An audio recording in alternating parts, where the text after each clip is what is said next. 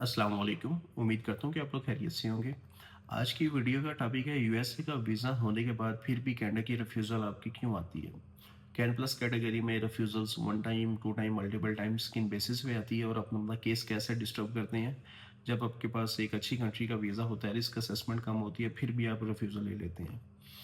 तो स्टार्ट करते हैं कैन प्लस स्ट्रीम के बारे में। जिनके पास यूएसए का वीज़ा होता है फिर भी रिफ्यूज़ल आ जाती है। तो बहुत लोग सोचते हैं कि कैन प्लस का जो वीज़ा है ये 100% अप्रूवल की तरफ जाता है, लेकिन ऐसा नहीं होता। सिस्टम ऐसा बिल्कुल काम नहीं करता।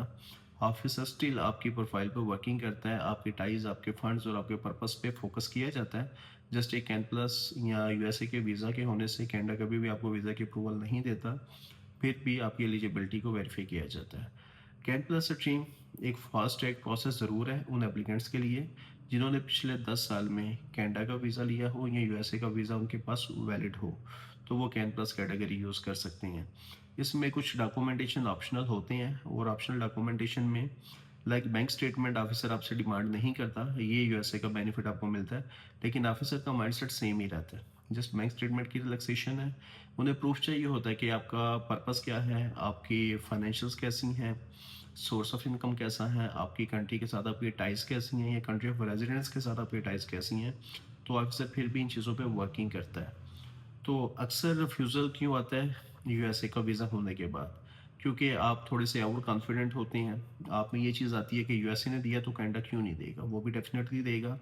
और मेजॉरिटी लोग खुद एप्लीकेशंस फाइल भी करती हैं, करनी भी चाहिए। अगर आपको प्रॉपर नॉलेज है तो डेफ़िनेटली आप खुद भी वीज़ा कट करते हैं। और अल्हम्दुलिल्लाह काफ़ी ऐसे क्लाइंट हैं जो हमारे साथ अटैच है। जस्ट वो बेसिक हमसे सर्विस लेते हैं या बेसिक क्वेश्चनिंग करते हैं तो हम उन्हें प्रोवाइड भी कर देते हैं। उन्हीं बेसिस पे वो खुद एप्लीकेशन फाइल करते हैं और वीज़ा गेट करते हैं। और जब भी किसी भी कैटेगरी स्ट्रीम में आप वीज़ा फाइल करें, ऑफिसर को हमेशा आपके पर्पस ऑफ ट्रैवल, आपकी फाइनेंशियल कंडीशन, आपकी intentions to return your home country या कंट्री ऑफ रेजिडेंट, ये क्लियर चाहिए होती हैं। अगर ये चीज़ें उन्हें क्लियर मिलती हैं तो डेफिनेटली आपका वीज़ा अप्रूवल की तरफ जाता है। वो कैन प्लस में हो, आपका टूरिज्म बेस पे हो या इनविटेशन की बेस पे हो, हमेशा पर्पस मैटर करता है।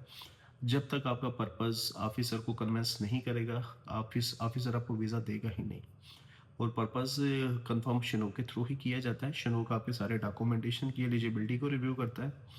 और इसमें जो शनोक दिखता है, आपके टाइस का स्कोर शनोक दिखता है। जब आप कैन प्लस में करें या नॉर्मल केस करें, टाई स्कोर में फैमिली है, एम्प्लॉयमेंट है, प्रॉपर्टी आती है। तो ये आपकी टाइज रिफ्लेक्शन देती हैं, तो टाइज क्लियर है। नेक्स्ट आपकी स्कोरिंग होती है फाइनेंशियल पे, बैंक की स्टेबिलिटी पे, आपके इनकम सोर्स पे। आपकी बैंक की स्टेबिलिटी और आपके इनकम सोर्स दोनों को क्रॉस वेरिफिकेशन किया जाता है। अगर इनमें भी चीज़ें मिसिंग है, गैप है, तो ये भी आपको रिफ्यूज़ल की तरफ लेके जाता है। क्लियर है तो पास हो जाता है। फिर आपका ट्रैवल स्कोर होता है, पास्ट वीज़ाज़ हैं, कंप्लाइंसेस हैं, ट्रैवल हिस्ट्री है। और अगर वो भी क्लियर है, वो भी एक पॉजिटिव फैक्टर है, तो फिर भी आपकी एलिजिबिलिटी पास होती है। अगर नहीं है, उसमें भी गैप है, आपने अच्छे से एक्सप्लेन नहीं किया, तो फिर भी वो रिफ्यूज़ल का रिस्क बनता है।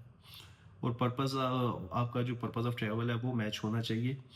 डॉक्यूमेंटेशन वेज डिक्लेयर रीज़न। आप डॉक्यूमेंटेशन तो देते हैं बट आपका जो राइटिंग है, जो आप सरकमस्टेंस ऑफिसर को देते हैं, वो मैच नहीं करते। वो पॉइंट रेस करते हैं, वो शनूक सिस्टम पॉइंट रेस करता है। और जब स्नोक सिस्टम पॉइंट रेस करता है और आपकी प्रोफाइल में ऑटोमेटिकली रिस्क फ्लैग लगता है, तो वो क्वेश्चन मार्क अडॉप्ट कर देता है। End of the day decision फिर ऑफिसर ही देता है। अगर आपकी फाइल में शनू के थ्रू क्वेश्चन मार्क आ जाता है या डाउट क्रिएट हो जाता है, पर्पस पे हो, फाइनेंशियल्स पे हो, पर आपके टाइज पे हो, आपके इमिग्रेशन स्टेटस पे हो, तो फिर ऑफिसर उसे रिफ्यूज़ल में ही कंफर्म करता है, उसे अप्रूवल में कभी कन्वर्ट नहीं करता। तो सारी बात ही डॉक्यूमेंटेशन की है। कैन प्लस में हो, सिंपल हो, आपकी प्रोफाइल की वर्थ है।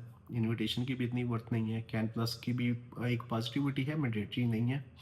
बट आपकी जो ओवरऑल प्रोफाइल है ये हमेशा मैंडेटरी होती है। ऑफिसर ने आपकी प्रोफाइल को फ़िल्टर करना है, आपके डेट को, आपकी डेट ऑफ बर्थ को, आपके स्टेटस को, आपके सोर्स ऑफ इनकम को, आपकी फाइनेंशियल कंडीशन को, आपके एसेट्स को, आपकी एम्प्लॉयमेंट, जॉब, बिजनेस कंटिन्यूटी, इन सारी चीज़ों पे ऑफिसर फ़िल्टर करते हैं। ये सारी वीडियोस मैं ऑलरेडी शनूक सॉफ्टवेयर का स्क्रीनशॉट भी ओपन करके आपको दिखा चुका हूँ कि सारी वर्किंग इन्हीं चीज़ों पे होती है। जब शनूक आपके सरकमस्टेंसेस को एक्सेप्ट करता है तो वीज़ा आ जाता है, जब वो नहीं करता तो फिर रिफ्यूज़ल आती है। तो हमेशा आपके डॉक्यूमेंटेशन आपके सरकमस्टेंसेस के साथ ही मैच करते हैं। जब मैच होते हैं तो पॉजिटिविटी में रिस्पॉन्स आता है, अदरवाइज रिफ्यूज़ल भी आता है। तो दोनों चीज़ें पैरेलल चलती हैं। वन टाइम रिफ्यूज़ल आ चुकी है तो इशू नहीं है, आप दोबारा चीज़ें मेंटेन करके रीअप्लाई कर सकते हैं। और अभी जितने भी लोगों को वीज़ास मिल रहे हैं, आप भी देखेंगे उन्हें भी पता है कि उन्हें फर्स्ट टाइम में नहीं मिला। उन्हें 2, 3, 4 दफ़ा एक्सपीरियंस करने के बाद ही वीज़ा मिला, और वीज़ा मिलता भी है जब आप अपनी चीज़ों को इम्प्रूव करते हैं और आप गलती से ही, इंसान बेसिकली सीखता भी गलती से ही है। आप गलतियाँ करते हैं, एक्सपीरियंस होते हैं, तो फिर आपको काफ़ी अच्छा नॉलेज भी मिलता है, और उसी नॉलेज की बेस पे आप फिर एक्सपीरियंस करते हैं, ऑफिसर के माइंडसेट को रीड करते हैं, अपनी डॉक्यूमेंटेशन उसके अकॉर्डिंगली प्रिपेयर करते हैं, और फिर आपका वीज़ा ऑटोमेटिकली अप्रूवल की तरफ भी जाता है। क्योंकि ऑटोमेटिकली इस बेस पे कह रहा हूँ, आपके डॉक्यूमेंटेशन काफ़ी इंप्रूव्ड होते हैं, सारी चीज़ें रिफ्लेक्शन में आती हैं। तो जब रिफ्लेक्शन मिलती है, डॉक्यूमेंटेशन अच्छे होते हैं, स्कोरिंग अच्छी होती है, डॉक्यूमेंटेशन की क्वालिटी बेस्ट होती है, तो फिर वीज़ा आपको मिल जाता है, और आपको डेफिनेटली पासपोर्ट की रिक्वेस्ट भी आती है। तो इंशाल्लाह ये शनो के रिलेटेड थी, यूएसए के रिलेटेड थी। तो इस तरह का मल्टीपल कंटेंट है। आने वाले दिनों में काफ़ी डिटेल में हम इन चीज़ों पे डिस्कस करेंगे। इवन के काफ़ी केसेस हैं, स्टिल हम उन पे कंटेंट बना रहे हैं, वर्किंग क्रिएट कर रहे हैं, जेन्युइन सर्कमस्टेंसेस लेके चल रहे हैं। बहुत अच्छी प्रोफाइलों पे रिफ्यूज़ल है, बहुत मीडियोकर प्रोफाइलों पे अप्रूवल्स है। रीज़न क्या है कि प्रेजेंटेशन है, प्रूफ है, लॉजिक्स हैं, हर एक चीज़ को अच्छे से डिफाइन किया गया है, तो शनोग इस चीज़ को एक्सेप्ट करता है। तो इंशाल्लाह आपसे मिलते हैं नेक्स्ट वीडियो में। अल्लाह हाफिज़।